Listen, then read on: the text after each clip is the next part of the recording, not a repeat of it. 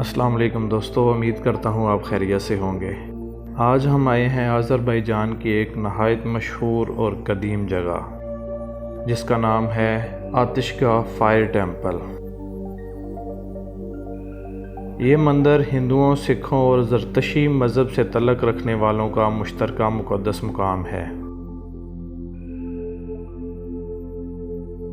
ये temple सुरखानी area जो कि जज़ीरा नमा अबशीरून पर वाक़े है, जो एक ऐसे इलाके के लिए मशहूर है जहाँ कुदरती तौर पर ज़मीन से तेल निकलता है और आग के शोले मुस्तकिल तौर पर जलते रहते हैं, जैसा कि यनार दाग, जिसकी वीडियो आप मेरे चैनल पर देख सकते हैं, जो कि चट्टान से कुदरती हाइड्रोकार्बन गैस से लगने वाली आग की वजह से मशहूर है।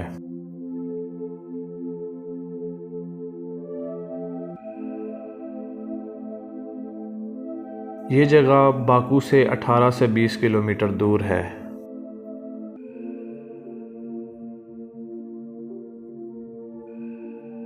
यहाँ से हमने टिकट लिया जो कि फॉरेनर्स के लिए 9 मनात का है।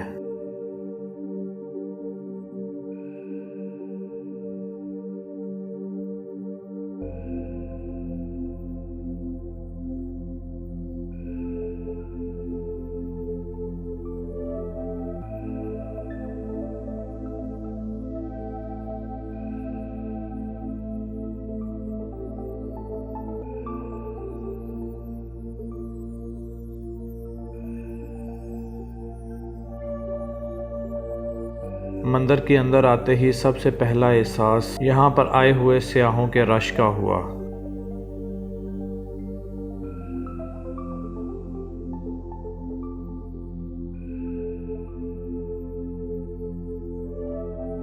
काफ़ी ज़्यादा लोग यहाँ मौजूद हैं।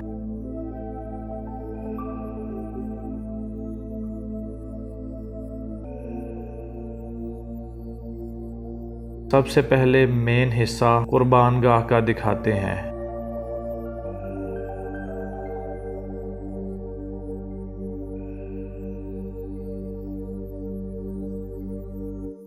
आपको इसके दरमियान आग जलती नजर आ रही होगी।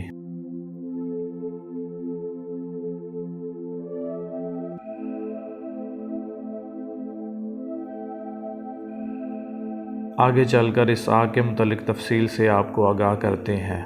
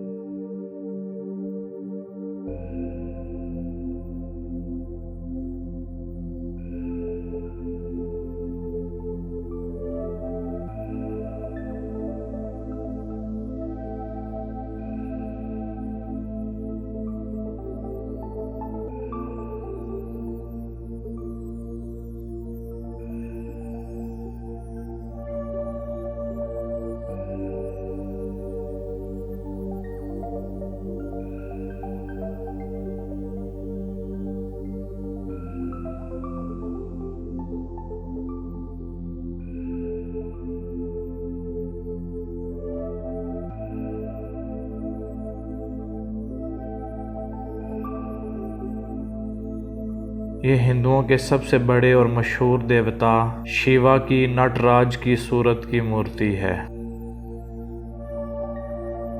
ये मंजर बज़ाहिर कैद खाने को जाहिर करता है। हो सकता है यहाँ पर कैदी भी रखे जाते हों।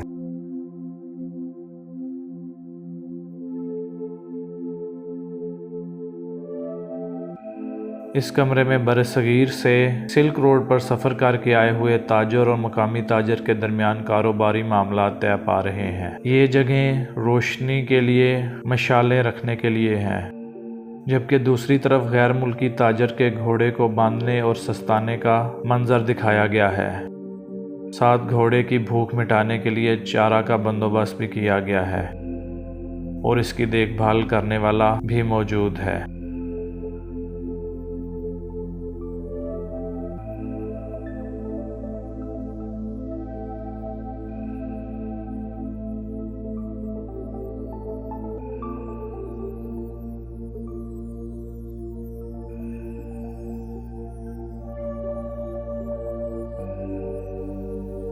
इस कमरे का माहौल मुझे बहुत पुरअसरार लगा। कुछ श्लोक पढ़े जा रहे हैं जिसका मतलब तो मुझे समझ नहीं आया, पर इतना समझ लगा हिंदू अपने भगवान गणेश को गणपति बप्पा भी कहते हैं। इन श्लोक में गणपति का जिक्र आ रहा है। हो सकता है ये भगवान गणेश से मुतल्लिक हो।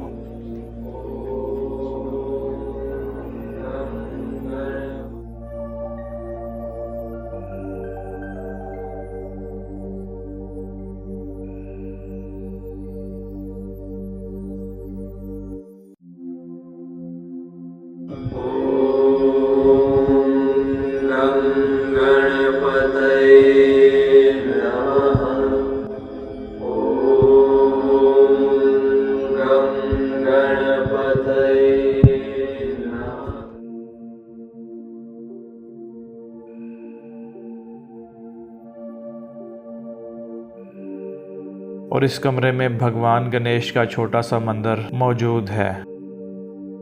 सामने भगवान गणेश की मूर्ति भी आपको नजर आ रही है और ये शीशे के नीचे सदियों पुरानी दीवार और जगह को महफूज किया गया है।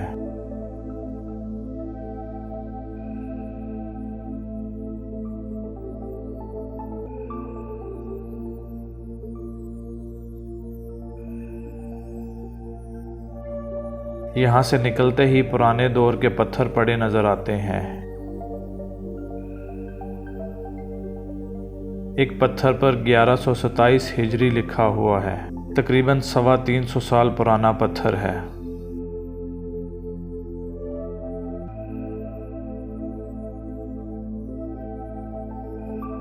दुनिया में सबसे पहले तेल की दरियाफ्त आज़रबाईजान में हुई, जो कि गालबन 1846 का साल बनता है। इन तस्वीर में सबसे पहला तेल का कुआं दिखाया गया है।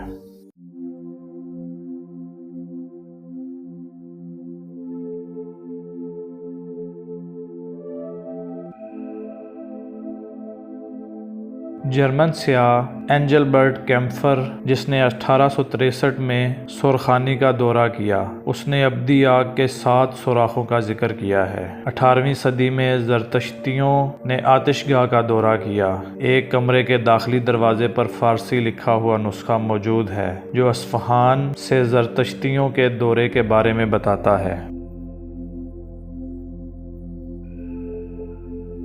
आतिशगाह पर कई नविश्ता जात आवेज़ा हैं। ये सब संस्कृत या पंजाबी में हैं, सवाए एक फ़ारसी नविश्ता के जो कि भगवान गणेश और ज्वाला जी के लिए संस्कृत की दुआ के नीचे मौजूद है। आतिशगाह मंदिर के बारे में मुख्तलिफ आराएं पाई जाती हैं, जिनमें से चंद मैं आपके साथ शेयर करता हूँ। मंदिर में संस्कृत देवनागरी रस्मुल ख़त और पंजाबी गुरमुखी रस्मुल ख़त इस जगह को हिंदू और सिखों की इबादतगाह की जगह के तौर पर शनाख्त करते हैं और बताते हैं कि इसे ज्वाला जी के लिए बनाया गया। ज्वाला का मतलब संस्कृत में शोला है और ज्वाला जी जदीद हिंदू आग का देवता है। हिमालय में ज्वालामुखी नामी बस्ती में ज्वाला जी का एक मशहूर मंदिर भी है जो कि हिमाचल प्रदेश ज़िला कांगड़ा में वाक़ है, जिससे आतिशगाह मजबूत मुशाबियत रखती है। कुछ मुहक्किकीन कहते हैं कि ज्वाला जी के कुछ अकीदतमंद कांगड़ा के मंदिर को छोटा ज्वाला जी और बाकू के मंदिर को बड़े ज्वाला जी कहते हैं। दीगर देवताओं जिनका जिक्र नविश्ता जात में शामिल है, इनमें गणेश और शिवा शामिल हैं और पंजाबी के नविश्ता जात ग्रंथ के इक्तसाबात हैं। एक प्रेस रिपोर्ट में दावा किया गया है कि मकामी रिकॉर्ड मौजूद है कि ये मंदिर का ढांचा बाकू हिंदू ताजर बरादरी ने शेरवान शाह खानदान के जवाल और रूसी सल्तनत के इल्हाक के वक्त तामीर किया। कुछ स्कॉलर्स ने कियास किया है कि आतिशगाह एक कदीम ज़रतशी मंदिर हो सकता है जिसे फारस और इसके पड़ोसी इलाकों पर मुसलमानों की फतह के दौरान इस्लामी फौजों के हमले से तबाह कर दिया गया। ये भी दावा किया गया कि तारीखी ज़राए के मुताबिक 17वीं सदी के आखिर में सुरखानी में आतिशगाह की तामीर से पहले मुकामी लोग भी इस जगह पर पूजा किया करते थे, क्योंकि ये अब्दी आग के 7 सुराख थे। हिंदू मत और ज़रतशी मज़हब में आग को मुक़द्दस समझा जाता है। इस बात पर बहस होती रही है कि आया आतिशगाह असल में एक हिंदू ढांचा था या ज़रतशी। मंदिर की जांच 19वीं सदी के आखिर और 20वीं सदी के अवाइल में पारसी दस्तों ने की थी, जिनमें से कुछ हमालिया में कांगड़ा में ज्वाला जी के पास भी गए थे। नविश्ता जात और साख्त की बुनियाद पर इनका अंदाज़ा ये था कि मंदिर हिंदू और सिखों की इबादत गाह है। 1925 में एक ज़रतशी पादरी जीवन जी जमशेद जी मोदी ने बाकू का सफ़र किया ताकि इस बात का तयन किया जा सके कि आया ये मंदिर किसी ज़माने में ज़रतश्त की इबादत गाह रहा था। अपने ट्रेवल्स आउटसाइड बम्बई में मोदी जी ने मुशाहिदा किया कि सिर्फ मैं ही नहीं बल्कि कोई भी पारसी जो हमारे हिंदू या सिख भाइयों के मज़हब, उनके मंदिरों और उनके रस्म व रवाज से थोड़ा सा भी वाकिफ़ है, इस इमारत को इसके नविश्ता जात, फ़न तामीर वगैरह के साथ जांचने के बाद नतीजा अखज़ करेगा कि ये कोई ज़रतशी आतिशकदे नहीं है बल्कि हिंदू मंदिर है जिसके पुजारी आग की पूजा किया करते थे। ज़मीनी हक़ाइक़ ये बताते हैं कि ये जगह हिंदू इबादतगाह थी। मौजूदा साख्ती खसूसियात किसी दूसरे ज़रतशी या सिखों की इबादतगाह से मुताबिकत नहीं रखती। मिसाल के तौर पर पुजारियों के हुलिये, हर तरफ से खुली हुई चिमनी, गड़े के गड़े और पानी का कोई जरिया नहीं। बहरहाल इस बात से इनकार नहीं किया जा सकता कि यह जगह किसी ज़माने में ज़रतश्त की इबादतगाह रही होगी, क्योंकि ये 4 बड़े आतिशगीर मंदिरों में से एक है। कुछ आदादो शुमार के मुताबिक मंदिर में हिंदुओं के अलावा ज़रतशी और सिख भी मौजूद थे। फ्रांसीसी जेसूटवी लोटजो 1699 में आज़रबाईजान में मुकीम था। रिपोर्ट करता है कि आतिशगाह को हिंदुओं, सिखों और ज़रतशी कदीम फारसियों की औलाद के ज़रिए ताज़ीम दी जाती थी।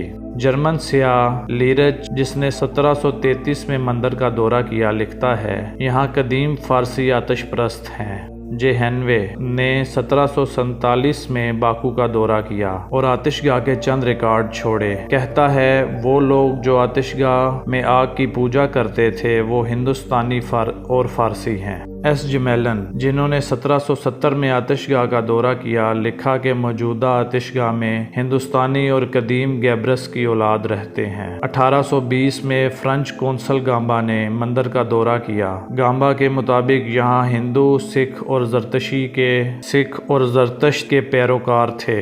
1898 में magazine man and women of India में बाकू में कदीम ज़रतशी मंदिर के उन्वान से एक मजमून शाया हुआ। मुसन्नफ आतिशगाह को पारसी मंदिर कहता है और नोट करता है कि तकरीबन 30 साल कबल यानी 1860 में आखिरी ज़रतशी पादरी को वहाँ भेजा गया। यहाँ 7 सुराखों से आग कभी ज़ेरे ज़मीन कुदरती गैस की वजह से जलती थी, लेकिन सोवियत दौरे हुकूमत के दौरान इस इलाके में कुदरती गैस के ज़खायर के ज़बरदस्त इस्तेहसाल के नतीजे में 1969 में शोला बुझ गया। आज जो आग भड़क रही है ये बाकू शहर से पाइपलाइन के जरिए आ रही है।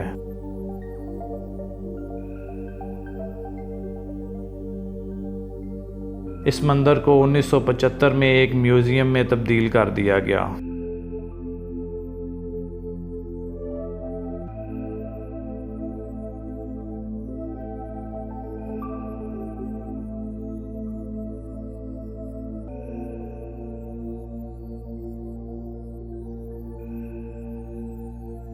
तो दोस्तों, अगर आपको मेरी वीडियो अच्छी लगी हो तो मेरे चैनल को सब्सक्राइब करें, वीडियो को लाइक करें और शेयर करें और अपना बहुत सारा ख्याल रखिएगा, दुआओं में याद रखिएगा। अल्लाह हाफिज़।